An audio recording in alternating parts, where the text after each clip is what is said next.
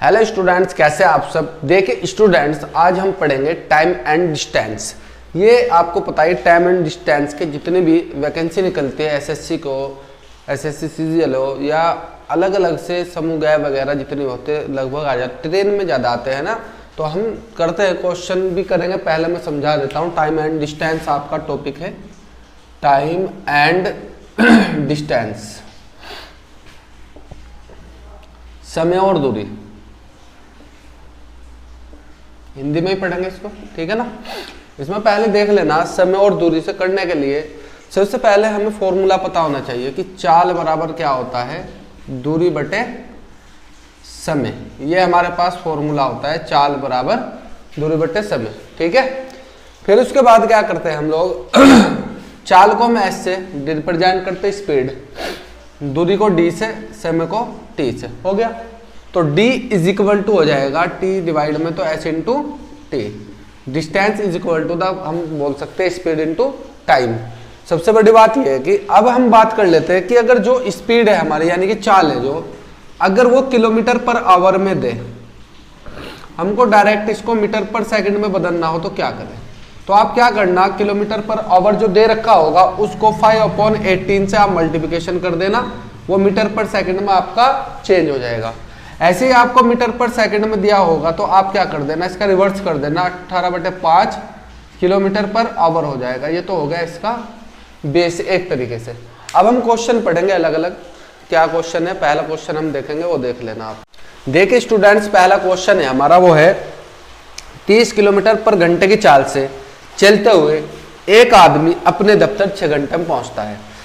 यदि उसे ये दूरी 5 घंटे में तय करनी हो तो उसकी चाल क्या होगी। चाल पूछिए बाद में, पहले तो उसने जो दिया है उसको लिख लेते हैं। शुरुआत में दिया है स्पीड दी है 30 किलोमीटर पर आवर, ठीक है। टाइम इसे कितना लग रहा है, 6 आवर, ठीक है। अब उसने पूछा है कि 5 घंटे में ये इसकी स्पीड कितनी होगी। पहले तो देख ले कैसे निकालते हैं, पहले इसको निकाल लेते हैं हम। हमने यह क्वेश्चन पढ़ा है distance is equal to the S into T. जब हम इसको निकालेंगे एस को बाद में, पहले हमें क्या चाहिए, डिस्टेंस चाहिए। Distance is equal to the S into T. S कितना है हमारे पास 30, टाइम कितना है 6 आवर, 600 किलोमीटर। ये इसकी डिस्टेंस आई है। डिस्टेंस क्यों निकालनी पड़ी, क्योंकि अगर डिस्टेंस नहीं होगी तो 5 घंटे में आप इसकी स्पीड नहीं निकाल सकते। Speed is equal to the ऊपर लिखा हुआ है डिस्टेंस अपॉन टाइम। डिस्टेंस कितनी है 180 और टाइम कितना है, अब की बार 5 घंटे में पूछा है कितनी स्पीड होगी। 5 से डिवाइड करेंगे 36 किलोमीटर पर आवर की इसकी स्पीड होगी। पहला क्वेश्चन आपका हो गया। आई होप आपको समझ में भी आया होगा। सेकंड क्वेश्चन हम देख लेते हैं अभी। देखिए स्टूडेंट, सेकंड क्वेश्चन है 40 किलोमीटर पर आवर की रफ्तार से एक व्यक्ति 12 घंटे में पहुंचता है। अगले दिन उसने अपनी चाल को 20 किलोमीटर पर आवर बढ़ा दी तो कुल कितने समय लेगा। पहले जो है उसको लिख लीजिए, distance equal to S into time है। तो आपको क्या करना है, यहाँ पे देखना स्पीड दी है उसने 40 किलोमीटर, एस की जगह सीधा 40 लिख लीजिए। उसने कहा कि 12 घंटे में पहुंचता है, तो 12 घंटे में पहुंचता है, पहले डिस्टेंस निकालिए, तो होगा 480 किलोमीटर इसकी डिस्टेंस हो गई टोटल। फिर उसने बोला है अगले दिन उसे अपनी चाल को 20 किलोमीटर पर आवर बढ़ा देता है, यानी कि इंक्रीज जो 40 थी वो कितनी हो गई स्पीड, अब की बार 40 + 20 बढ़ाने पर 60 किलोमीटर पर आवर हो गई। पूछा क्या है, उसने पूछा है कि कुल कितना समय लगेगा। समय आप यहां से निकाल सकते हो, t is equal to d/s, समझ गए होंगे d/s। तो t is equal to d आया हमारे पास 480 स्पीड है, क्योंकि 40 से 60 कर दी थी, हट गया, 0 0 कटा, 6 से डिवाइड करेंगे 8 घंटे में वो उस रास्ते को तय कर लेगा, क्योंकि उसकी स्पीड बढ़ाई गई है। पहले 40 थी, 40 में ले रहा था 12 घंटे, अब बढ़ गई तो 20, तो कितने घंटे लेगा 8। आई होप आपको क्वेश्चन समझ में आया होगा। नेक्स्ट क्वेश्चन भी हम देख लेते हैं वो क्या है। देखिए नेक्स्ट क्वेश्चन है हमारा 24 किलोमीटर पर आवर की चाल से चलते हुए एक व्यक्ति निश्चित दूरी 5 घंटे में तय करता है। अगले दिन चाल में 16 से 2/3% की कमी हो जाती है। अब उसे कुल कितना समय लगा। क्वेश्चन यही है। अब क्या दे दिया है, देखें यहाँ पे, पहले देख ले, स्पीड दी है उसने 24 किलोमीटर पर आवर, ठीक।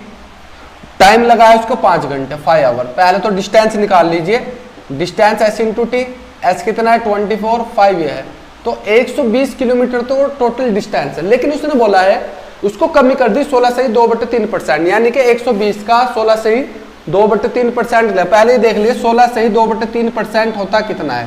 देखो 16×3 = 2 50, 50/3% को हम लिख सकते हैं दोस्तों 50/3 में 100 कर दीजिए आप लोग। 5 1 जा मतलब 50 के 50, 50 दूनी 100, 1/6, यानी कि 50/3% का मतलब होता है 1/6। देखा आपको पता लगा होगा 50/3% का क्या मतलब होता है 1/6।